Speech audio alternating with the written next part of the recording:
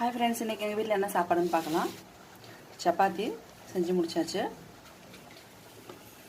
சூடா சாதம்,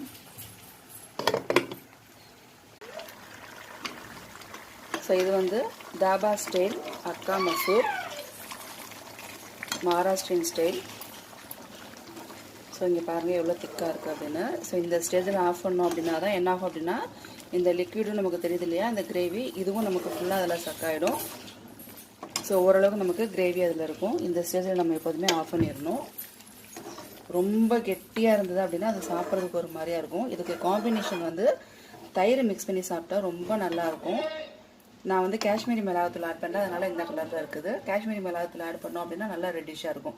ஸோ இந்த ரெசிபி உங்களுக்கு பிடிச்சிருந்தா மறக்காமல் லைக் பண்ணுங்கள், ஷேர் பண்ணுங்கள், கமெண்ட் பண்ணுங்கள், சப்ஸ்கிரைப் பண்ணுங்கள், பக்கத்தில் இருக்க பெல் பட்டனை ப்ரெஸ் பண்ணுங்கள். அப்போ தான் நான் போகிற வீடியோஸ் நீங்கள் உடனே பார்க்கலாம். தேங்க்ஸ் ஃபார் வாட்சிங்.